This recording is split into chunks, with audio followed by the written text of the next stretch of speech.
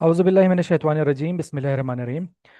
Dear student, हम education MCQs को cover कर रहे हैं, और जो जिस सब्जेक्ट को हम लेके चल रहे हैं वो है एजुकेशन सिस्टम ऑफ पाकिस्तान। ये हम 200 एमसीक्यूज़ हर सब्जेक्ट का जो है कवर करेंगे, जो कि हमारे फेडरल पब्लिक सर्विस कमीशन और दूसरे एग्ज़ाम में जो है बार बार रिपीट होते हैं।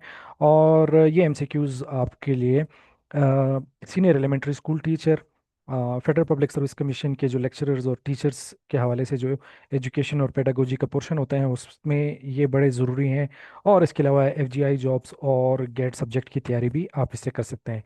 तो हमने पहले दो सेशन में 1 से लेके 50 तक, और दूसरे सेशन में 51 से लेके 100 एमसीक्यूज़ कवर किए थे। तो अब हम एजुकेशन सिस्टम ऑफ पाकिस्तान का तीसरा जो है वो सेशन स्टार्ट करने जा रहे हैं, और एमसीक्यू नंबर है हमारे पास 101। तो चलें स्टार्ट करते हैं।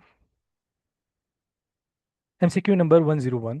Higher education commission HAC was established in. HAC जो है वो 2002 में इस्टेब्लिश्ड हुआ। ठीक है। जनरल परवेज़ मुशर्रफ की गवर्नमेंट थी, उन्होंने जो है इसको जो है तजवीज़ दी और ये इदारा कायम किया गया। ठीक है। इससे पहले नेक्स्ट क्वेश्चन में इसका जो है जवाब होगा कि before HAC higher education was supervised by. कौन करता था, यानी कि HAC जो था, HAC के मामलात जो है पहले कौन देखता था? Ministry of education? नहीं। University grant commission? Yes. Federal board of intermediate and secondary education? या पंजाब एग्जामिनेशन कमीशन? ये भी नहीं। तो यूनिवर्सिटी ग्रांट कमीशन HAC से पहले जो मामलात देखती थी वो यूनिवर्सिटी ग्रांट कमीशन देखती थी, और 2002 में जो है इसका नेम चेंज किया हायर एजुकेशन कमीशन। ठीक है।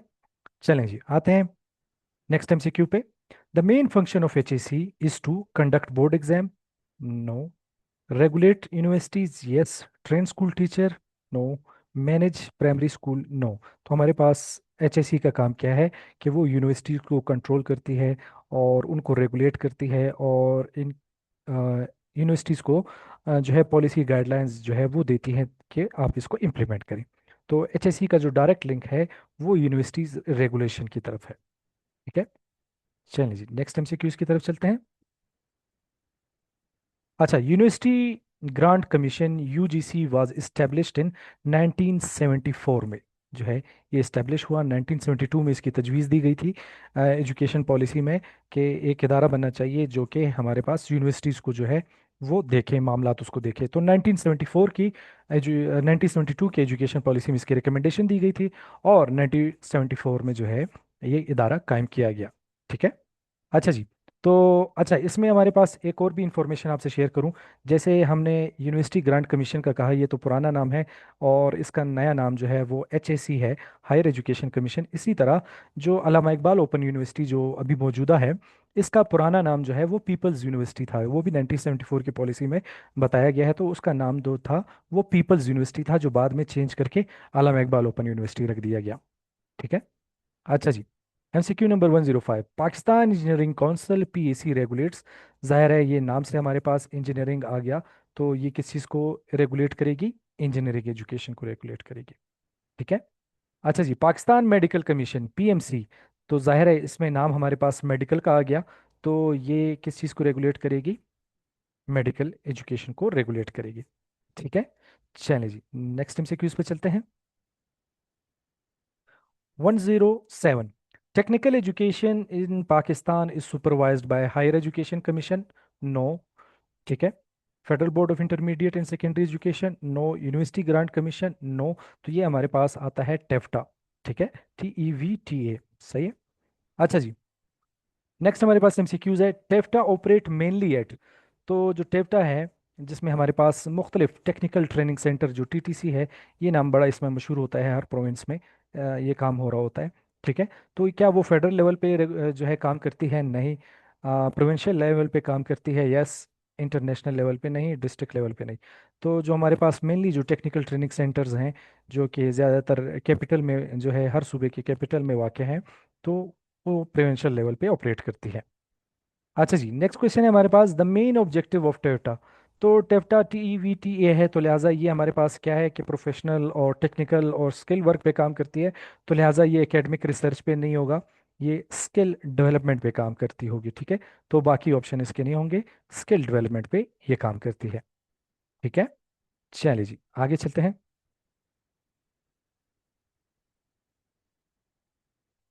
The federal board of intermediate and secondary education is located.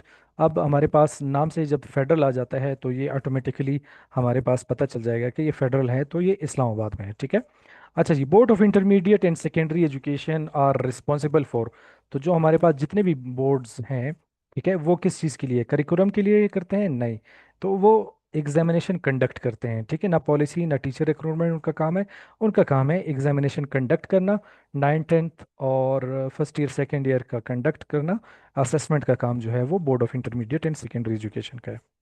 अच्छा जी, पाकिस्तान में बड़ा इजी है हमारे पास के बीएस का जो है 2009 की पॉलिसी के बाद हमारे पास जो बीएस के प्रोग्राम है उसके जो है वो 4 ईयर्स हैं। 2009 की पॉलिसी से पहले जो इम्प्लीमेंट नहीं हुई थी, तो उससे पहले हमारे पास जो बीए बीएससी जिसको बैचलर कहा जाता था, तो उसके दौरानिया जो था वो 2 साल था, ठीक है। और अगर हम मज़ीद तारीखी उसमें चले जाएं कि बहुत पुराने उस पर चले जाएं पाकिस्तान की तारीख में, तो बीए बीएससी एक ऐसा ज़माना भी था कि जिसमें 3 साल का बैचलर हुआ करता था, ठीक है। तो ये मुख्तलिफ चेंजेस जो हैं वो वक्त के साथ साथ आए हुए हैं। अच्छा जी, नेक्स्ट एमसीक्यूज की चलते हैं। The duration of M MSc degree is usually 2 years है, मास्टर्स जो होते हैं, ठीक है। अच्छा जी, PhD duration in Pakistan is approximately 3 to 5 years, ठीक है। हमारे पास जो ज़्यादातर जो पीएचडी का दौरानिया होता है वो 3 से 5 साल होता है। इसके अलावा जो ये 7 साल तक भी चला जाता है, लेकिन वो एक्सटेंशन जो है बाकायदा तौर पे स्कॉलर एक्सटेंशन के लिए अप्लाई करता है, और बाज़ लोग तो 9 साल तक भी जो है पीएचडी करते हैं, ठीक है। तो वो क्या होता है, काम उनका थोड़ा स्कोप जो है वो बड़ा मुश्किल होता है, या फिर हमारे पास लॉन्गिट्यूडनल रिसर्च होती है जिसमें उनको बहुत ज़्यादा टाइम चाहिए होता है, ठीक है, या फिर मुख्तलिफ इश्यूज़ की वजह से जो है, या सुपरवाइज़र के इश्यूज़ की वजह से वो दौरानिया बढ़ जाता है। लेकिन जो कॉमन है हमारे पास यूनिवर्सिटीज़ वो 3 से 5 साल में कराती है। अच्छा जी, distance education in Pakistan is mainly provided bye.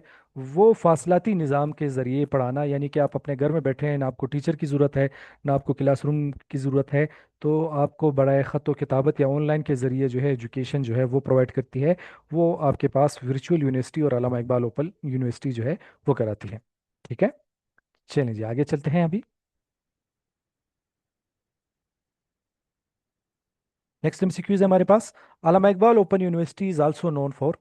तो ये किस लिए मशहूर है? इंजीनियरिंग एजुकेशन के लिए नहीं, डिस्टेंस एजुकेशन के लिए मशहूर है, जिसको फासलाती निज़ाम कहते हैं।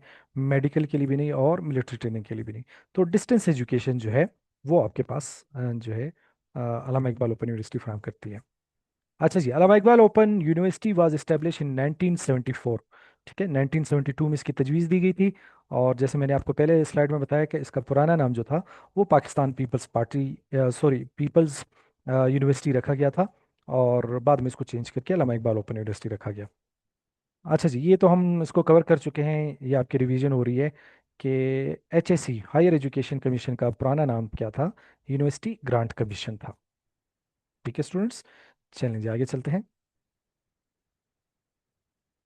अच्छा जी, medium of instruction in higher education.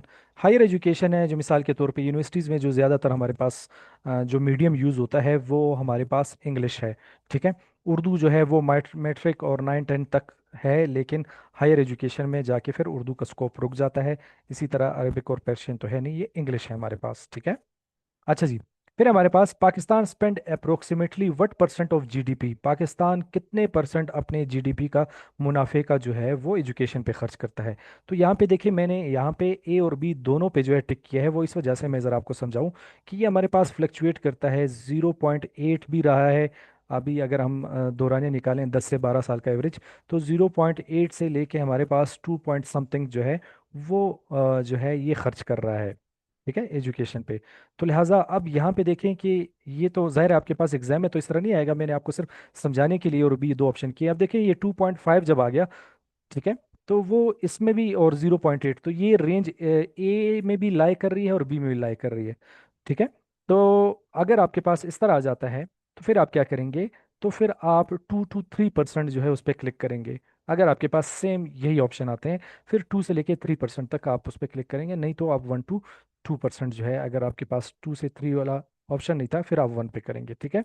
वैसे ऑन एवरेज 0.8 से 2.5 तक जो है वो खर्च करता है, ठीक है। अच्छा जी, अब आते हैं कि यूनेस्को क्या कहता है। अब देखें यहाँ पे तो हमारे पास 0.8 से लेके 2.5 तक जो है वो जीडीपी का हम खर्च करते हैं, लेकिन हमारे पास बता रहा है कि यूनेस्को कितना डिमांड करता है कि आपने एजुकेशन में कितना खर्च करना है। तो यूनेस्को रिकमेंड करता है कि आपने कम से कम 6% जीडीपी का जो है आपने मुल्क में खर्च करना है, एजुकेशन पे इन्वेस्ट करना है। ठीक है जी स्टूडेंट, चलें जी आगे चलते हैं। अच्छा जी, literacy gap between urban and rural areas जो है, लिटरेसी गैप जो है वो क्या इक्वल है? बिल्कुल नहीं। अर्बन का हाई है यानी कि शहरी इलाकों का ज़्यादा है, यस। रूरल का हाई है देहाती इलाकों में, ये तो मुमकिन नहीं है। या फिर सेम है, ये भी नहीं है। तो लिहाजा जो शरह ख्वानदगी का रेट है वो जो है शहरी इलाकों में बहुत ज़्यादा है। क्या? Female education in Pakistan faces, जो ख़वातीन की जो एजुकेशन सिस्टम है वो कौन से मुश्किलात चेंज कर जो है वो सामना कर रहे हैं? नो इश्यूज़, ये तो हो ही नहीं सकता।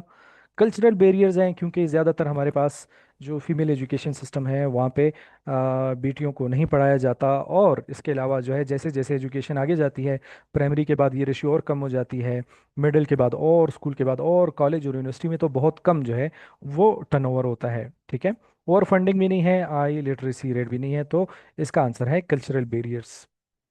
अच्छा जी, 124 पे आते हैं। School drop out is mainly due to, जो है हाई इंटरेस्ट है, पॉवर्टी है, ओवर एजुकेशन है, या टू मेनी टीचर्स है। तो स्कूल ड्रॉप आउट में जो सबसे ज़्यादा जो मेन फैक्टर है वो पॉवर्टी का है। ठीक है, गुर्बत की वजह से बच्चे जो हैं वो स्कूल छोड़ जाते हैं और वो काम करते हैं।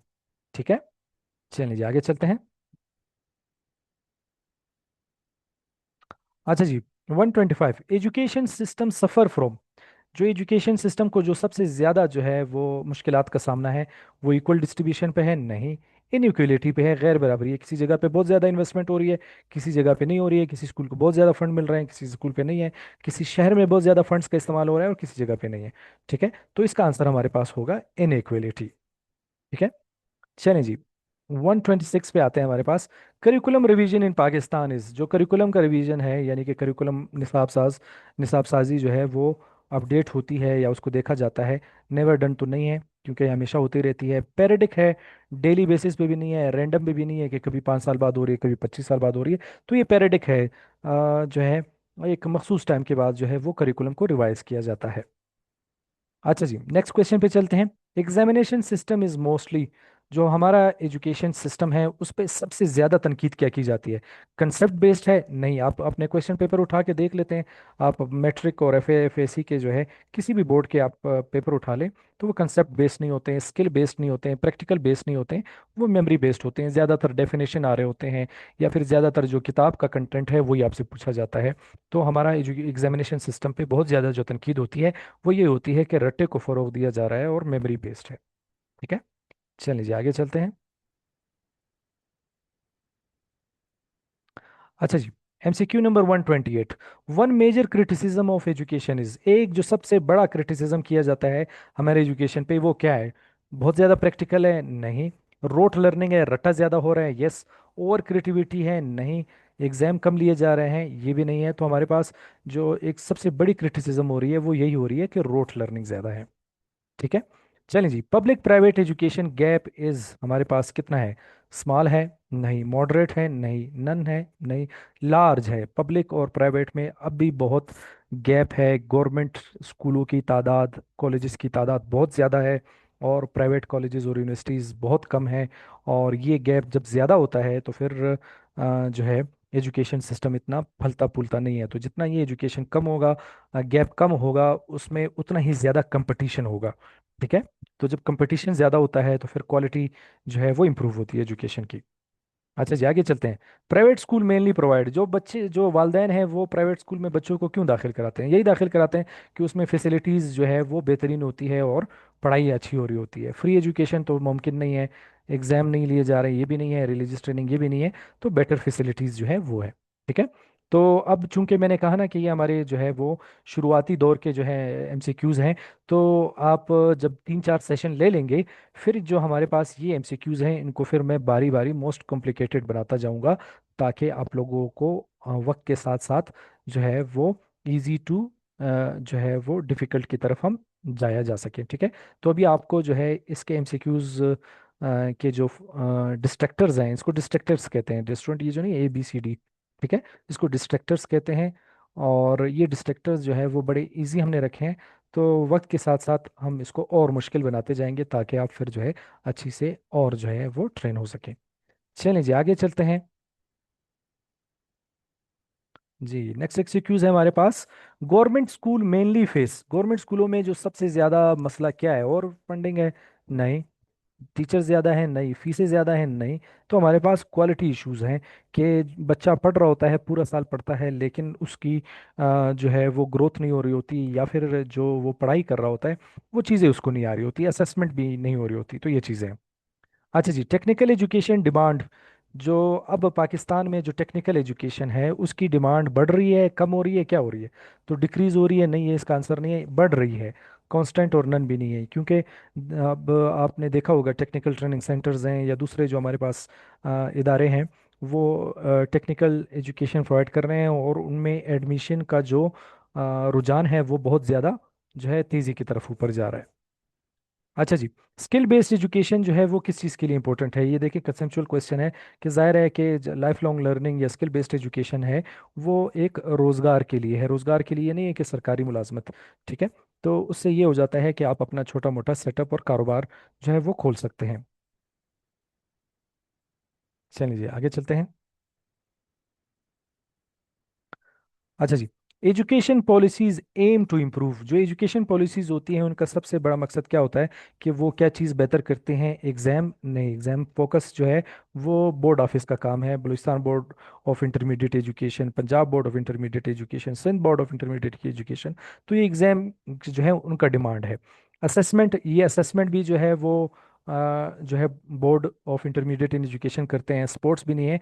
तो जो एजुकेशन पॉलिसी जो सबसे ज़्यादा काम करती हैं वो हमारे पास असेस और क्वालिटी जो है उस पर काम करती है। तो इसका जवाब हमारे पास है ऑप्शन बी। ठीक है। अच्छा जी, अब देखें कि हमारे पास जो आंसर हैं ये मैंने रेड में लिखे हैं, कि तो आगे हम जब एजुकेशन सिस्टम ऑफ पाकिस्तान जब ख़त्म कर लेते हैं, इसके बाद जब हम अपना दूसरा सब्जेक्ट के एमसीक्यूज बनाएंगे, तो वहाँ पे मैं क्या करूँगा, ये पहले से जो है आपको नहीं बताऊँगा, ताकि थोड़ा मैं आपको टाइम दूँ 5 से 10 सेकंड के लिए, और उस पर डिस्कशन करें, और उसके बाद फिर हम कहें कि ये इसका ये आंसर है। ठीक है। तो आहिस्ता आहिस्ता हम इस तरह जो है वो सीखते जाएंगे। तो पहले आपको जो है ज़रा मैं तरीक़ेकार के हवाले से 1 2 3 सेशन जो है आप ले लें, उसके बाद फिर हम आहिस्ता आहिस्ता जो है उस पैटर्न पे आएंगे। ठीक है। चलिए जी आगे चलते हैं। अच्छा जी, provincial education. Provincial education department handle वो क्या करती है? प्रोविंशियल एजुकेशन पॉलिसी बनाती है। पॉलिसी बनाना तो जो है फेडरल का काम है। तिजारत वो भी फेडरल का काम है। फॉरेन पॉलिसी वो भी फेडरल का काम है। तो इम्प्लीमेंटेशन होती है कि प्रोविंसेस, फेडरल जो है कोई एजुकेशन पॉलिसी बनती है, और उसके बाद जो है वो इम्प्लीमेंट करना जो है वो फिर सूबों का काम होता है। अच्छा जी, नेक्स्ट हमारे पास एमसीक्यू है। Federal government role is mainly. जो फेडरल गवर्नमेंट है वो क्या करती है? टीचिंग ज़ाहिर है वो तो एफजीआई में करते हैं, लेकिन ये ओवरऑल जो है हम पूछते जा रहे हैं। एग्जाम है? नहीं। एडमिशन है? नहीं है। तो फेडरल गवर्नमेंट क्या करती है? कोई पॉलिसीज़ वगैरह बनाती है या कोई निसाब के हवाले से काम करती है, तो वो तमाम प्रोविंसेस के साथ कोऑर्डिनेशन में रहती है। तो फेडरल गवर्नमेंट का जो रोल है वो मेनली क्या है? कोऑर्डिनेशन का रोल है। ठीक है, राब्ताकारी का जो है वो इसका मेन जिम्मेदारी है। चलें जी आगे चलते हैं। हमारे पास लिटरेसी प्रोग्राम जो है, जो शरह ख्वांदगी है, पढ़ना और लिखना, वो प्रोग्राम कौन चलाते हैं? गवर्नमेंट चलाते हैं? यस।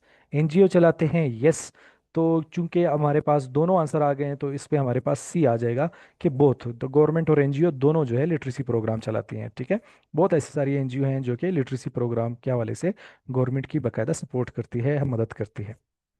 अच्छा जी, अडल्ट लिटरेसी प्रोग्राम टारगेट्स। अब देखें यहाँ पे लफ्ज आ गया है अडल्ट। तो अडल्ट को लिटरेट कर रहे हैं, तो लिहाजा जब अडल्ट को लिटरेट कर रहे हैं तो हमारे पास ये ऑटोमेटिकली ये आंसर हमें बता दिया जाता है कि ना चिल्ड्रन होगा, ना यूथ होगा, ना टीचर होगा। तो इसका आंसर होगा अडल्ट्स। ठीक है। चलिए जी आगे चलते हैं। Major challenges in rural education. जो हमारे पास देहाती इलाके हैं, जो शहरी इलाके नहीं हैं, उन एजुकेशन का क्या मसला है? टू मेनी स्कूल्स हैं? ये तो है ही नहीं। ओवर स्टाफिंग है? बिल्कुल नहीं। हाई लिटरेसी है? नहीं। तो लैक ऑफ इंफ्रास्ट्रक्चर है कि वहाँ पे बिल्डिंग्स नहीं है, वहाँ पे जो है क्लासरूम्स नहीं हैं, और मुख्तलिफ ऑडियो विजुअल जो है वो रिसोर्सेज नहीं है। ठीक है। तो रूरल एजुकेशन का जो सबसे बड़ा मसला है वो लैक ऑफ इंफ्रास्ट्रक्चर का है। ठीक है। चलिए जी आगे चलते हैं। अर्बन एजुकेशन, जो शहरी इलाके हैं, ठीक है, अर्बन यानी कि शहरी, तो हमारे पास वहाँ पे निज़ाम तालीम क्या है, वीक है? नहीं, थोड़े कदरे बेहतर है। हाँ, जो हम कहते हैं कि रूलर से बेटर इक्विप्ड है, यस। एब्सेंट फ्री ओनली ये नहीं है, तो लिहाजा बेटर इक्विप्ड है। तो अगर हम स्कूल्स के कंपैरिजन करें, तो जो हमारे पास जो रूरल एरियाज़ के मुकाबले में जो अर्बन एजुकेशन के स्कूल्स हैं, वो बेहतरीन तौर पे इक्विप्ड हैं। हम कंपैरिजन कर रहे हैं, इस वजह से हम बोल रहे हैं। तो लिहाजा उसमें लेबॉर्ट्रीज, उसमें लाइब्रेरीज, ये चीज़ें जो है वो हैं। ठीक है, चलिए आगे चलते हैं। Gender gap in education is, जो हमारे पास मेल और फीमेल के जो दरमियान जो एजुकेशन है, वो गैप क्या हो रहा है? वो इलिमिनेट हो रहा है? नहीं। इंक्रीज हो रहा है? नहीं। Not present? नहीं, ये भी नहीं है। तो डिक्रीज हो रहा है। तो यानी कि ये जो गैप है, वो दिन प दिन जो है वो कम होता जा रहा है, और ये एक पॉजिटिव साइन है। ये दिन प दिन इस तरह ये गैप जो है वो कम होता जा रहा है, तो ये पॉजिटिव सिग्नल है। अच्छा जी, नेक्स्ट पे चलते हैं। हमारे पास एजुकेशन इनइक्वलिटी एग्जिस्ट बिटवीन, जो एजुकेशन में हमारे पास जो गैर बराबरी है वो क्यों है? प्रोविंसेस की वजह से है? नहीं। अर्बन और रूरल की वजह, सॉरी, प्रोविंसेस की वजह से, यस। आप देखते हैं कि आपके पास जो पंजाब में लिटरेसी रेट है वो सबसे ज़्यादा है, और सूबों में जो सबसे ज़्यादा लिटरेसी रेट कम है वो बलूचिस्तान में है। एक तो ये भी हो गया। ठीक है, एक तो ये भी रीज़न है कि प्रोविंसेस के दरमियान इनइक्वलिटी है, यस। अर्बन और रूरल, अर्बन एरियाज़ में हमारे पास जो है बहुत ज़्यादा लिटरेसी रेट हाई है। रूरल एरियाज़ में आप जाते हैं तो वहाँ पे लिटरेसी रेट बहुत ही कम है। तो लिहाजा ये भी इसका आंसर हो गया, ये भी आंसर हो गया। ठीक है, आगे चलते हैं। रिच एंड पुअर में भी है, क्योंकि जो हमारे पास जो ज़्यादातर जो अमीर लोग हैं, उनमें जो है लिटरेसी रेट है, वो बच्चों को अच्छे स्कूलों में पढ़ाते हैं। जो कि गरीब हैं, उनकी लिटरेसी रेट भी कम है, और वो जो है चाइल्ड लेबर की तरफ हैं। तो लिहाजा इसका आंसर हमारे पास ऑल ऑफ दीज होगा, कि एजुकेशन के हवाले से ये तमाम जो है इसके जो है वो रीजंस हैं। ठीक है, चलिए जी आगे चलते हैं।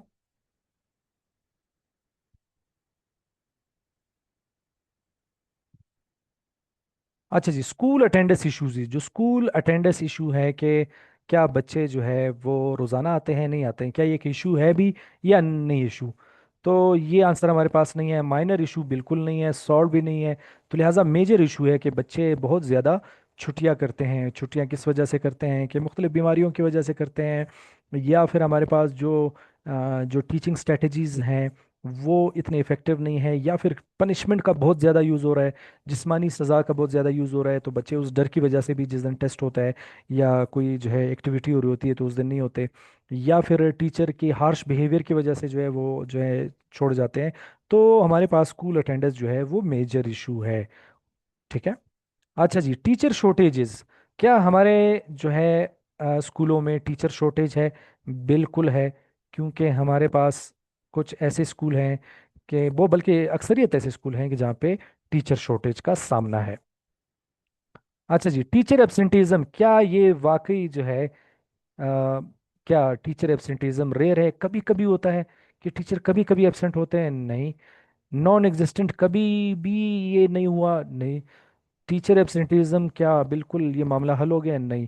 तो ये कॉमन इशू है, यानी कि ये हर जगह, हर डिस्ट्रिक्ट, हर सूबे में ये जो है ये मसला है कि टीचर जो है वो एब्सेंट होते हैं अपने पढ़ाने की जगह से, ड्यूटी प्लेस। ठीक है, तो ये बड़ा कॉमन इशू है, जहाँ पे चेक एंड बैलेंस नहीं हो रहा होता, या फिर जो स्कूल का जो हेड है उसकी लीडरशिप क्वालिटीज़ इतनी नहीं है, या फिर वो कॉम्प्रोमाइज़ होता है, या फिर इसमें पॉलिटिकल जो है वो बैकअप होता है किसी टीचर का। ठीक है, तो उस वजह से वो क्या होता है, वो एब्सेंट बहुत ज़्यादा रहता है। चलिए जी आगे चलते हैं।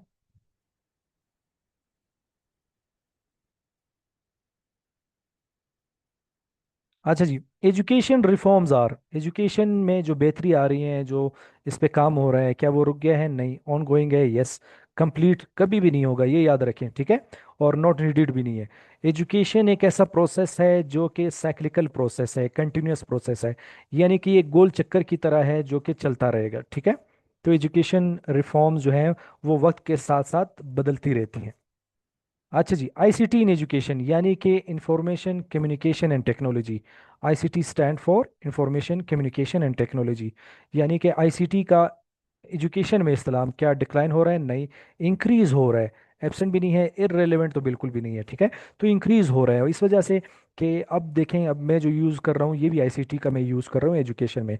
आपको ऑनलाइन क्लासेस के हवाले से जो है मैं आपको पढ़ा रहा हूँ, और जो है मुख्तलिफ प्रोग्राम यूज़ करके जो है आपको पढ़ा रहा हूँ। तो आईसीटी का यूज़ टीचर जो है वो ज़्यादा कर रहे हैं। हर स्कूल में अभी मल्टीमीडिया, लैपटॉप्स, कंप्यूटर्स और दूसरे जो है एसेसरीज के ज़रिए आपको पढ़ाया जाता है। अच्छा जी, नेक्स्ट पे आते हैं हमारे पास 148। डिजिटल एजुकेशन ट्रेंड इज, जो डिजिटल एजुकेशन है, डिजिटल यानी कि एजुकेशन में मुख्तलिफ टेक्नोलॉजीज का इस्तेमाल, क्या वो कम हो रहा है? बिल्कुल नहीं, ये तो बढ़ रहा है। कांस्टेंट यानी कि एक ही तरीके से चल रहा है? नहीं। ख़त्म हो गया है? बिल्कुल नहीं, तो ये हमारे पास बढ़ रहा है। ठीक है, चलें जी, ये हो गया हमारे पास क्लियर। चलें जी, आगे चलते हैं। और हम जो है आज के सेशन में 150 तक कवर करेंगे, और अपने नेक्स्ट सेशन में फिर अपने 151 से लेके 200 तक जो है हम कवर कर लेंगे। और हमारे पास फिर एजुकेशन सिस्टम ऑफ पाकिस्तान के एमसीक्यूज़ जो है, जो कि बहुत ही इंपॉर्टेंट 200 एमसीक्यूज़ है, उसको हम कवर कर ले होंगे। ठीक है, और इसको कवर करने के बाद आपके जो मार्क्स हैं, एजुकेशन सिस्टम ऑफ पाकिस्तान जो जो सब्जेक्ट है उस हवाले से अगर एमसीक्यूज़ आते हैं, तो आपका इंशाल्लाह 100 जो परसेंट मार्क्स हैं उसमें कंफर्म होंगे। ठीक है, चलें जी, 149 पे आते हैं। Covid 19 impact on education. Covid 19 के तो बहुत ही जो है इम्पैक्ट थे। ठीक है, तो उस पे देखते हैं कि क्या एजुकेशन पे कोविड 19 के जो इम्पैक्ट थे वो बिल्कुल नहीं थे? नहीं, बहुत ज़्यादा थे। यस, पॉजिटिव थे भी नहीं कहेंगे, मिनिमल भी नहीं करेंगे, पॉजिटिव इसलिए भी नहीं कहेंगे। अब आपके जहनों में आया कि सर हमारी ऑनलाइन एजुकेशन सिस्टम में वो तो है, लेकिन यहाँ पे देखिए एमसीक्यू पूछ क्या रहा है। अगर हम सिर्फ पॉजिटिव ओनली कर लेंगे तो फिर इसका मतलब ये है कि जो हॉस्पिटल में जो अफराद जो है वो इंतकाल कर रहे थे, तो वो तो फिर नेगेटिव हो गया ना। तो इसलिए आपने एमसीक्यू को देख के करना है कि सिग्निफिकेंट थे। अच्छा जी, नेक्स्ट एमसीक्यू है हमारे पास, ऑनलाइन एजुकेशन बिकम कॉमन। अब ये इसका देखें पॉजिटिव इम्पैक्ट हम बता रहे हैं कि ऑनलाइन एजुकेशन कब बहुत ज़्यादा जो है वो मशहूर हुई और फेमस हो गई। 2010 में हुई? नहीं। 2015 में हुई? नहीं। 2000 में हुई? नहीं। तो कोविड जब आया तो ऑल ओवर द वर्ल्ड जो है वो एजुकेशन सिस्टम जो है वो ऑनलाइन पे कन्वर्ट हुई, और उसकी वजह से ये एक तरह से उसके हमने नेगेटिव असरात तो हैं, लेकिन एजुकेशन में जो उसके पॉजिटिव असरात हैं, जो कि एक बहुत बड़ा जो है टेक्नोलॉजिकल शिफ्ट आया, वो स्टूडेंट्स, वो टीचर्स जो कि टेक्नोलॉजी से नावाकिफ़ थे, वो बाकायदा तौर पे ऑनलाइन एजुकेशन पे शिफ्ट हुए। और अब मुख्तलिफ यूनिवर्सिटीज़ तो बाकायदा तौर पे उसको कंटिन्यू कर रही हैं। मुख्तलिफ ऑफिसेज जो हैं वो कंटिन्यू कर रहे हैं, वो कहते हैं वर्क फ्रॉम होम का है, होम है। अभी ये इतना अच्छा तरीक़ेकार है, इसमें बहुत ज़्यादा बचत हो रही है, टाइम भी जो है इसमें बचत हो जाता है और काम भी हो जाता है। तो वर्क फ्रॉम होम का कंसेप्ट शुरू हो गया है। ठीक है, तो कोविड 19 पेंडेमिक के बाद ये ऑनलाइन एजुकेशन ने बहुत ज़्यादा तरक्की की है। ठीक है डियर स्टूडेंट, ये तो था डियर स्टूडेंट हमारा आज का सेशन। आप हमारे YouTube channel education and pedagogy by Salem Ahmed को सब्सक्राइब करें। आपको इस तरह के बहुत सारे वीडियोस आपको मिल जाएंगे। ये जो हमारे पास जो एजुकेशन एमसीक्यूज़ की जो सीरीज़ है, इसकी मैंने अलग प्लेलिस्ट बनाई होगी, तो आप मेरे चैनल में जाके जो है एजुकेशन एमसीक्यूज़ की प्लेलिस्ट खोलें, वहाँ पे आपके पास तमाम ये एमसीक्यूज़ की प्रैक्टिस वहाँ पे मौजूद होगी। ठीक है, तो इसके अलावा आप हमारा फेसबुक पेज भी फॉलो कर सकते हैं, वो भी इसी नाम से है। तो कोई मसला हो ऑनलाइन क्लासेस के हवाले से, कोई अलावल करना हो, तो वो फिर हमारे पास इस नंबर पे आप रब्ता कर सकते हैं। तो इजाज़त चाहूँगा, नेक्स्ट सेशन में फिर आप लोगों से मुलाकात होगी। तो शाद रहिए, आबाद रहिए, अल्लाह हाफिज़।